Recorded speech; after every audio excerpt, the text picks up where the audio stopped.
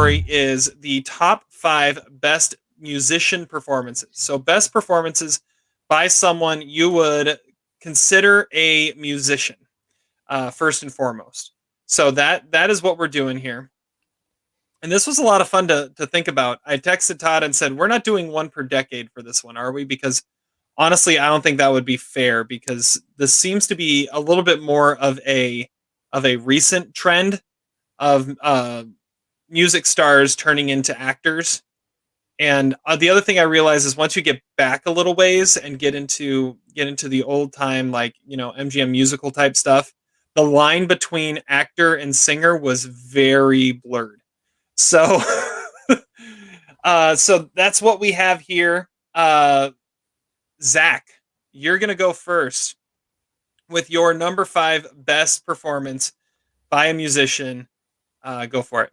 All right, this was a tough category. As Terry was saying, I really tried to stick to just musicians. So no Jennifer Lopez, no Snoop Dogg. If you have significant movie credit, no Mos Def.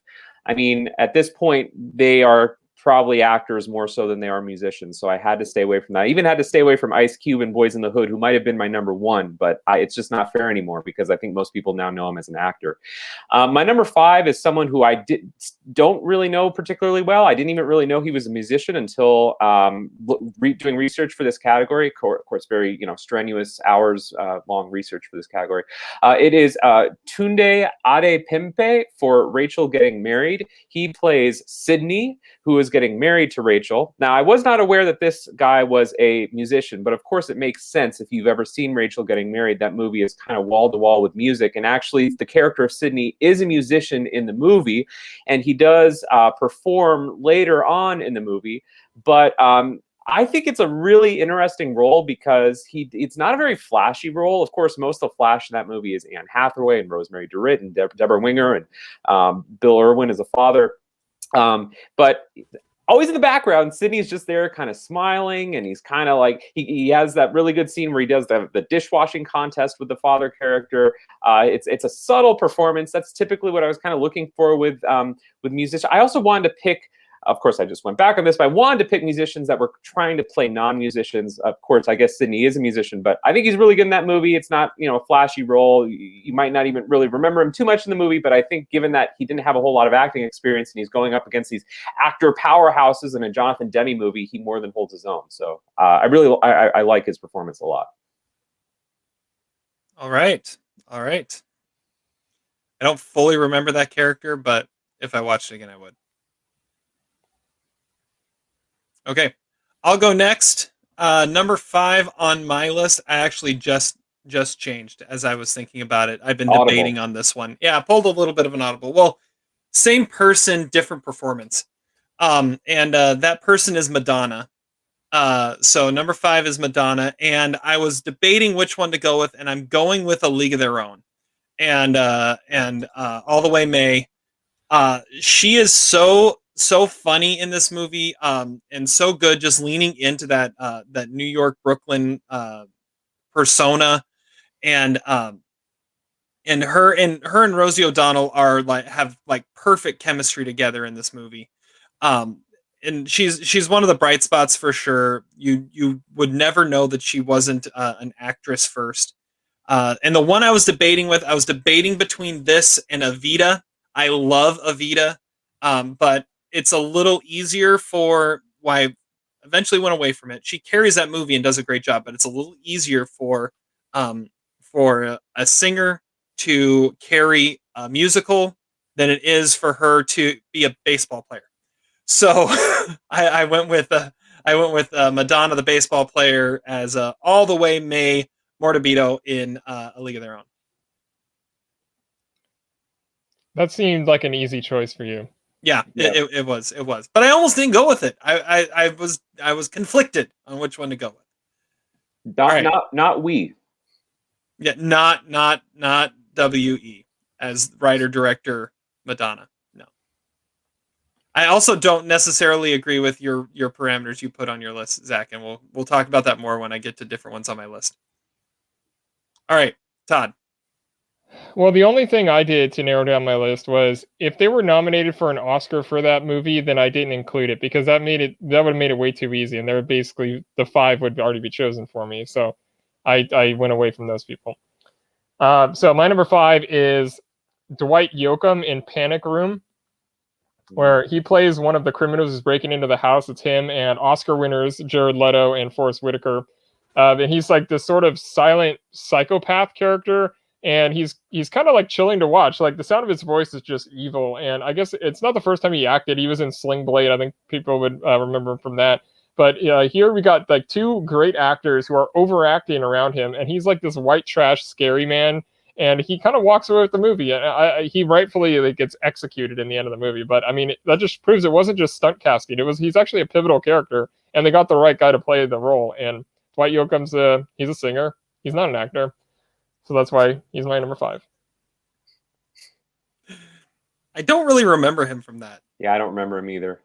I really just kind of remember Forest Whitaker and Jared Leto in that crew. Well, it's because he's the one in the back that doesn't really talk. But he's scary. He's like Ben Foster in Hostage. And there you go. Okay. It's the first time that movie's been brought up on this podcast. There we go. All right. Zach, number 4. All right, my number 4 is kind of similar to my number 5 in the sense that it was a musician who held his own in a actor dominated movie with some powerful performances, one of which won an Oscar, and that is Sean Puffy Combs in Monsters Ball. Nice. He's awesome in that movie. He's not in a whole lot of it, but the scenes that he's in at the beginning of the movie and his exchange with Billy Bob when he's doing the drawings, which of course play a major role in the story. I mean, his facial expressions, it's not even so much like in the dialogue. He's extraordinary. And it's a movie that is an actor's movie, and he doesn't disappoint. Like you could have maybe put in someone else in the movie, wouldn't have held it up as well. But he's the powerful force that unites the Billy Bob and Halle Berry characters. And you just see a life of pain and agony and sadness within him. It's totally not flashy, not at all what we would have thought Sean Puffy Combs would have played, and he's amazing. I feel like he should have gotten a Best Supporting Actor nomination. Well, it wasn't in a whole lot of the movie, but he's awesome in it. Yeah, his son, I remember, was on my worst performances in 4-star movies list. So yeah, I mean, that's the one they should have recast. The son needed a little bit of work, but Sean Combs was great. All right. Well, my number 4. Todd, I should have merlot'd you because you could have been describing my number 4, which is Dwight Yoakam in Sling Blade as Doyle Hargraves. And pretty much everything you said about his character in Panic Room, you could say about his character in Sling Blade. He is this horrible white trash father who thankfully gets executed at the end. I mean, it's kind of the same arc, but no, he is a forgotten villain, like completely menacing villain from this movie. If we were doing like a list of like top 10 villains of the last 30 years, he would probably be on my list because it is just a horrible, horrible character, and he does such a great job. And apparently, he just does a great job at playing horrible people. But yeah, he is unforgettable in Sling Blade, and is the reason why Carl Childers has to do what he does. So yeah, number 4 is Dwight Yoakam in Sling Blade. It's hard to argue with that one. Yeah. I mean, he basically was playing he was basically playing the same character he played in Panic Room. It sounds like so. All right, Todd, number 4. Okay, for my number 4, I'm going to Holy Motors, and I'm taking Kylie Minogue because she's in the most emotional scene in the movie. It's like this dreamlike singing sequence, and it is a musical type scene. But the reason why I thought about it, first off, was because Leos Carax, the director, he has this musical coming out this year with Adam Driver and Marion Cotillard. But if he could have a scene that's as heartbreaking as this little scene in his like ridiculous movie Holy Motors, then I can't wait to see what that looks like. And because this scene is like probably one of the best scenes in the movie, and it has like it reveals a lot about the character. She eventually like leaps to her death, maybe that's a theme in my list, I guess. I don't know. But her voice is just pure. I mean, and it almost defeats the purpose because it is, you know, she sings in the biggest scene in the movie, but she has dual roles and she is really great in the movie. So Kylie Minogue, I don't really know her music, but I know her as an actor in Holy Motors. Terrible pick. I remember her most as the Green Fairy from Moulin Rouge. Yes, that's a much more memorable role. Yes. Who? She's the Green Fairy in Moulin Rouge after they drink absinthe. Yeah, I don't remember that. Obviously. They don't either. They don't either. All right, Zach, number 3. Well, let's keep the Dwight Yoakam train going. I'm going Dwight Yoakam in Wedding Crashers. Why not? No, I'm not. Okay. I was not expecting to. I feel like that should almost disqualify your choices if he's going to show up twice. I mean, for 2 different roles? Clearly, for 2 different roles, like, then the guy's probably more of an actor than he is a musician. But well, I don't know his music either, so. Yeah, me neither. Honestly, Dwight Yoakam is one of those people that, like, I don't know what he looks like. Maybe I've seen him in movies. I just don't remember, like, he doesn't seem that distinctive, but okay. Okay, my number 3 is, I mean, maybe we could disqualify this. I don't know. I don't care. I'm going Andra Day, The United States versus Billie Holiday. I saw that movie last week. Now, is it a great movie? No.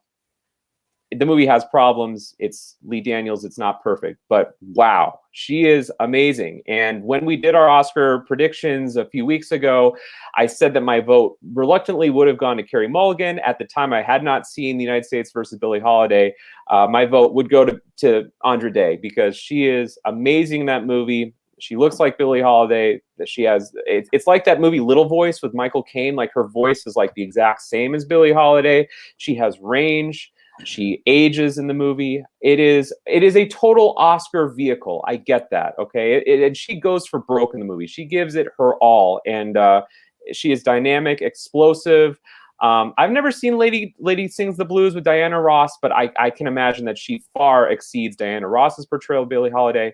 And it should have won Best Actress. I'm glad Frances McDormand won. It's great. Nomadland's a better movie overall, but Andra Day, I mean, that was maybe the performance of the year last year. She's extraordinary in that movie. I still need to see that. I really like I said, it's the most acting of last year, and she's insane, and she would have gotten my vote as well. Yeah, and again, it's just kind of the shock value. Like, you know, to a certain degree, okay, well, Dwight Yoakam, we know he's obviously a great actor, right? Great musician. He's great in everything. Andra Day, kind of coming out of nowhere. And I remember she talked about on the red carpet before the ceremony that, you know, she really was not, it didn't seem like she was a huge fan of acting. It seemed like it was very cumbersome, which is understandable because that role must have been extremely difficult to play. And I can't imagine anybody else playing it after seeing her as Billie Holiday. All right. I think you need to see it, Terry. I do. I really do. It's on my list to watch very soon. All right. Well, number 3 for me. So Todd had his arbitrary rule of if they were nominated for an Oscar, they couldn't be on the list.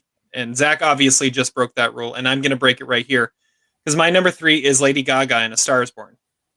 Very definitely a musician first. Very definitely known as a singer. And very definitely an amazing, brilliant performance. And what makes this one different than other ones that I'm like I said with Madonna in Evita is that Lady Gaga in this it is so stripped down and it's so raw and real. And yeah, she's a singer, but that is secondary to the acting she actually does, and to be with. On screen, share the screen with Bradley Cooper, who is proving to be one of the best working actors we have, and hold her own in all those scenes. It shows that she truly is a great actress, and is going to be for quite some time. So yeah, number 3 on my list is Lady Gaga, A Star Is Born. Yeah, I mean, she's obviously amazing in that. So. Yeah, I mean, the only issue I would have with that is, like, I mean, she's sort of playing herself in a way, and I don't think it's that much of a stretch for the role, but she is great in it. And she obviously sings in the movie. True. I guess that's a plus. I don't know. I tended to value, I mean, like, the way that Arlette kind of phrased it, or at least that it was phrased to us, was in a way, sort of unexpected performances, right? I think you would expect Lady Gaga to give a performance as a character like that. I don't know. That wasn't really specified. It wasn't, Just but performance sort of the by a way I musician. interpret it. And yeah, but they have to be known as a musician first. So I don't know. Yeah. All right, Todd, number 3. My number 3 is Janelle Monáe in Hidden Figures. That's a good one. I always thought she gave the best performance in that movie. She has the most fire of all of the leading ladies in there. She's got more spunkiness and confidence, and she just like she's great. She pops off the screen, and in that year she also had Moonlight. It's really surprising that she hasn't been given like a movie to herself other than like Antebellum. Like I think she could actually carry like a real big studio drama if she wanted to. But she doesn't have the lines that Octavia Spencer has. She doesn't really have like the way to play it up like Taraji P. Henson does. But she just oozes leading lady in that movie, and I think she's amazing. And I don't know her music, but she's great in Hidden Figures. Yeah, that's an honorable mention for me for sure. Good call on that one. Yeah, I'd agree. She's one of the best parts of that movie. She deserved the Oscar nomination over Octavia Spencer for that movie. Yeah. All right, Zach, number 2. Okay, my number 2 is Dexter Gordon and Round Midnight from 1986. Movie that I really, really love and admire. A movie that got some Oscar attention that year. I believe it won Best Score, Herbie Hancock. But basically, it tells the story by the late director Bertrand Tavernier, who just died a couple weeks ago. But it's all about this jazz musician who is an expatriate, and he is basically dying. And it's sort of like he travels to Paris to try to resurrect some semblance of his career. He's a former drug addict. He's not someone who is particularly glamorous at all, and Dexter Gordon is not a very glamorous actor. But the movie does a really good job of portraying this kind of down-and-out figure who actually befriends this younger French guy who tries to resurrect his career a little bit because he has an interest in jazz music. But basically, his drug addiction kind of overwhelms the character by the end of the movie. Martin Scorsese was an executive producer in the movie, and he also has a small role in it. But Dexter Gordon was primarily known as a jazz tenor saxophonist, and he's amazing in the movie. I don't know if he did anything else in terms of his acting career, but it's a really good movie. I think it's the best movie ever made about jazz, way better than La La Land. And Whiplash? No, I said La La Land. Although I would also say it's better than Whiplash. Okay, well, I'm saying Whiplash is is about jazz, but I mean, yeah, I think I don't know. I've never seen Round Midnight, so I guess I can't say that. But I mean, Whiplash is an amazing movie. Yeah, well, they're very, very different movies. I mean, this one it's about jazz, but it's also about like the decline and the addiction of this character. Actually, in some ways, it's a little more similar to like the Bradley Cooper character in A Star Is Born, but just in the jazz world in Paris in the late 50s. But Dexter Gordon's amazing in it. It's a movie that deserves more attention. Criterion Collection, I'm looking at you. You should release it because I can't find it anywhere. But I remember seeing it a while ago and really liking it. All right, have not seen that. Yep, and I've just confounded everybody watching, all 3 viewers. Go check it out somewhere. I don't know if it's on Amazon, but bootleg it or something. Check your local libraries. It seems like a local library type of movie with the DVD from 1997. Yeah. And what was the musician's name? Dexter Morgan? Dexter Gordon. Dexter Gordon. Okay. Yeah, now it is an Oscar-winning movie. Herbie Hancock won Best Score at the 1986 Oscars, so it has some sort of Netflix DVD. There we go. Netflix DVD. Let's make it 2013 all over again. Let's get the DVDs going. All right. Number 2 for me is possibly one of the greatest surprises and pleasant surprises at the movies I've ever had. And I think it's hard to argue that this isn't a musician's performance, and that is Glen Hansard in Once. I love this movie. I love everything about this movie. And this is, I could say it's a tie between Glen Hansard and Marketa Irglova, who play the main 2 characters. And these are 2 people who are just making music as in the group The Swell Season and decided to make a movie based on their music. and it is one of the greatest movie musicals and greatest movies I've ever seen. Just super small time, but the Glen Hansard gives this amazing performance, not only through his music, but just in creating this character of this guy just trying to find a way to make it big. I love this movie. I love this performance, and he hasn't been in a movie since. And honestly, I don't know if he's ever going to be in a movie again. And I think that is a true sign that this was a musician acting. So yeah, Glen Hansard for once. That's my number 2. I cannot believe I forgot about Glen Hansard and wow. Of course, that's an amazing pick, and that should be my number 2 as well. It's hard to believe there would be anything better than that. Yeah, it's a great choice, but I mean, with my arbitrary rules, I guess I would disqualify that as well because he won an Oscar. He did win an Oscar. Well, yeah, not for acting though. I know. That's why I left it off, because I wanted to make it a little bit more diversified, I guess. That's like saying, oh, you couldn't pick John Legend for La La Land because he won an Oscar for writing a song for Selma. No, he didn't win the Oscar for La La Land. Well, yeah, whatever. I know what you mean. He's won an Oscar, so. Well, Lady Gaga would be disqualified. Yeah, no, that's why. Well, she was nominated, so he said. But she won though. She also won that year for Shallow. Yeah. So yeah. Mm-hmm. Anyway, great pick, Terry. Yes. Obviously, it was a great pick. Yeah. Incredible pick. All right, Todd, number 2. Yeah, but when your mind's made up, I don't know. Okay, my number 2 is no point even talking. Yeah. Tupac from Gridlocked, which it might not be his best or most emotional acting, which would be like, what? What'd you say, Zach? That's a Todd pick. Oh, thank you, thank you. Like his best acting is probably in Bullet, which is a Mickey Rourke movie. But watching this movie proved that he could have and should have and would have been a bona fide movie star had he not died. Like, this is like sort of like post Pulp Fiction 90s movie. It's sort of like a buddy comedy with him and Tim Roth playing heroin addicts. And Tupac showed that he had every bit the charisma in that movie as like a Sam Jackson or a Chris Tucker or Will Smith. And he could have eventually gotten the dramatic roles other than like hood dramas, like that if he had continued to act. And of all the actors that were rappers, like I feel like he had the most seamless transition. He could have been bigger than Ice Cube. And the movie's weird. It's a dirty movie. It's got sort of like a Train Spotting kind of thing, but it's a showcase for its lead actors. And because of like Tupac, it feels grounded in reality and authenticity. And he's amazing in Gridlocked. I've only seen the movie once, but hey, when else am I going to mention that?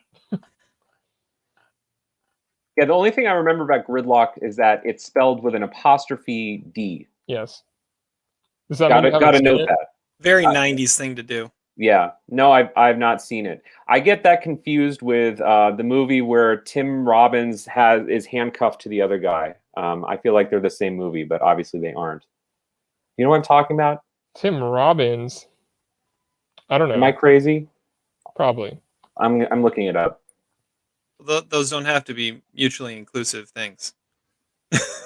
Well, I didn't know. Tim Robbins isn't in this movie. Yeah, I get it confused, I think, with Nothing to Lose with Tim Robbins and Martin Lawrence. But I've never seen either of them. That might be why you get them confused. Yeah, I don't know. Martin Lawrence and Tupac are not the same person. No, and neither are Tim Robbins and Tim Roth. So yeah, definitely. But they are named Tim. They are both named. It's like who Bill Pullman and Bill Paxton. Yeah, it's very. They are the same person though.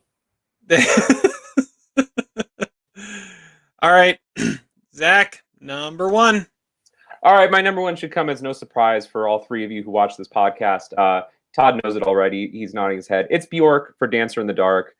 It's I think maybe the greatest performance of all time, just by anybody. So it was always going to be number 1 on my list. Now I struggle with this one because, of course, Dancer in the Dark has come to light the last few years because of the mistreatment by Lars von Trier against Bjork in that movie. Just a lot of harassment, just a lot of really nasty, ugly stuff. So it is absolutely like a case study in how do you grapple with a great performance and a great movie with ugly people doing it. And I don't know what to do with it. I think it's an incredible movie. I think it's Von Trier's best movie, and I think it's like the best. It's the best lead performance maybe of any movie in the 2000s. Like, she's unbelievable in it. She really hasn't acted in anything else before or since, and you just need to see it to believe that performance. But I love the movie. It's sad, I guess, the things that happen on set, but it doesn't change the fact that, for me at least, it's a really beautiful and timeless movie and performance. But nominated for an Oscar.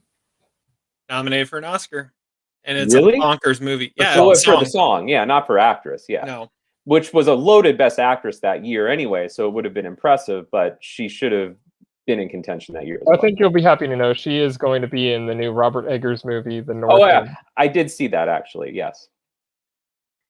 Yeah. I watched it last year because it was nominated for an Oscar now 21 years ago. And yeah, that movie was completely I remember when you watched it. Yeah. Didn't I assign it to you, or did you just watch it? No, I just watched it. I just watched it because yeah. It's an all-timer for me. It's in my top 100 all time. I don't know. I mean, Von Trier's got a few of those, though. I don't know. I wouldn't say it's his best movie. Like, Breaking the Waves is a great movie, too. Yeah. And, of course, The House that Jack Built. But not so much, but Von Trier wins biggest douchebag for every movie he's ever made. So maybe, I don't know. He's had a lot of douchebags in his movies, so every Skarsgård character. That's true. Name that Skarsgård. All of them. I think all of them. Yeah, all of them were in Melancholia. All right, number one for me, and you guys are probably going to hate this pick and say it doesn't count, but I'm going with it anyways, because one of the things I was thinking about performances by musicians, I was thinking about what were they known for at the time the movie was made. And if they were known primarily as a musician when that movie was made, I counted it. And that led me to my number one, and that is Mark Wahlberg for Boogie Nights. Because when that came out, all anyone ever knew him as at that point was Marky Mark. That's all anyone knew was Marky Mark and the Funky Bunch. And I remember even hearing him talk about being a part of this, and he said at that point I was Marky Mark or I was the Calvin Klein model, and I heard about the movie and just thought, oh, they want to get me in my Calvin Kleins again. And then he read it and then he did it. And I think it is, after that movie, no one knew him as Marky Mark anymore. He was Mark Wahlberg, the actor. But leading into that movie, he was a musician that was trying to get his way into the industry, and had this just dynamite, like insane debut starring performance. I think he'd been in like one other movie in some really tiny minor role, but this was what put him. Okay, but this is what put him on the map as an actor, and up until then he was a musician. So I think it counts. So I'm going Mark Wahlberg and Boogie Nights. I'm never going to argue with you putting Mark Wahlberg on your list, but he was in the Basketball Diaries, and he was the star of Fear, which was a pretty decent budget James Foley movie. But Boogie Nights, whenever you mention it, I think I've won because like I'm the only one that ever mentions that movie on this podcast.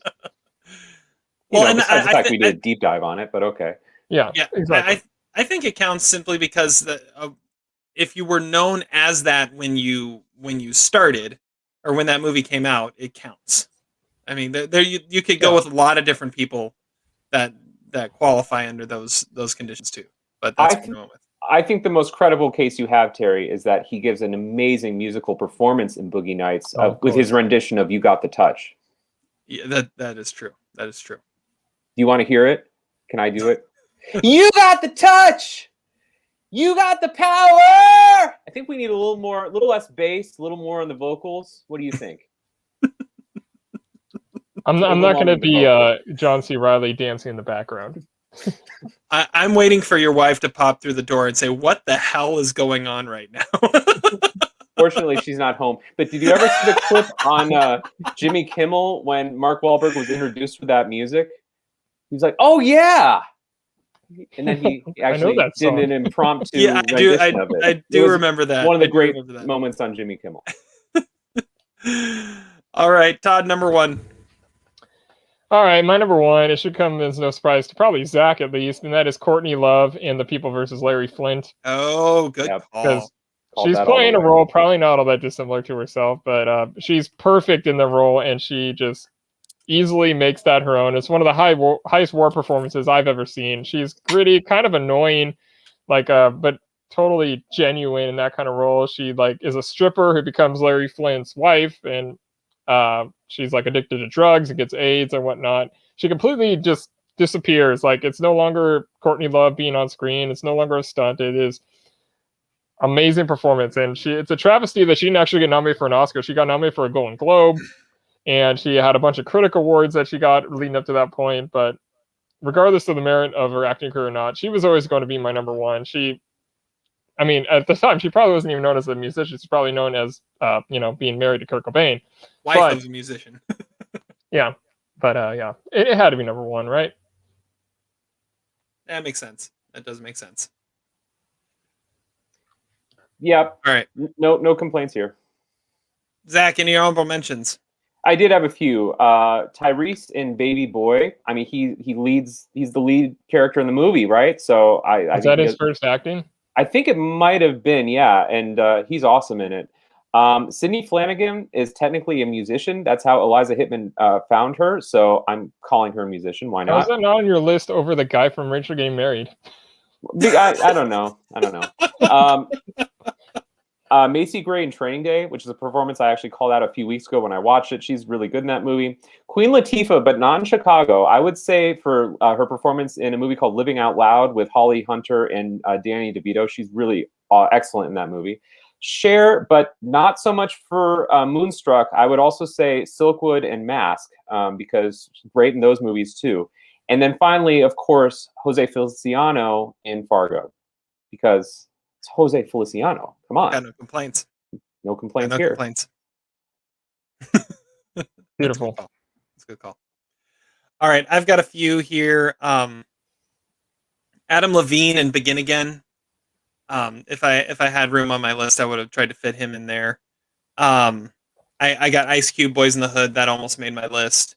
I was also thinking Donnie Wahlberg has some great performances, and he's probably for most still the guy from New Kids on the Block, or Mark's brother now. Of course, Eminem and 8 Mile you can mention. And then I've got some that are kind of riding that line of the old school.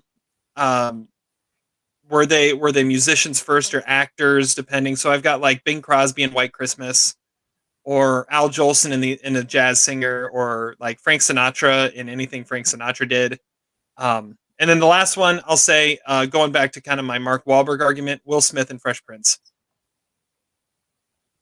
I mean, he was a rapper at that point, and they pulled him out of rapping to star in a sitcom. So, yeah, I think we were only doing movies on this one, but yeah, that's why he didn't make my actual list, but he's worth mentioning. All right, Todd. All right, the ones that were nominated for Oscars: Andra Day in The United States versus Billie Holiday, Cher in Moonstruck, Frank Sinatra in From Here to Eternity, Jennifer Hudson in Dreamgirls, Lady Gaga in A Star Is Born, and then of course Bjork, Glen Hansard, and Marketa Arglova. I also wanted to mention Justin Timberlake in Alpha Dog, because of course I was going to mention that. Mariah Carey in Precious, which I think is actually a really good performance. Yeah, that is. Yep. Ludacris in Crash and Hustle and Flow. P. Diddy in Monsters Ball, Tom Waits in Seven Psychopaths, Christina Aguilera in Burlesque, and then Slash in Private Parts, and Ozzy Osbourne in Goldmember, because, I mean, cameos need to be mentioned too. Cameos are acting too.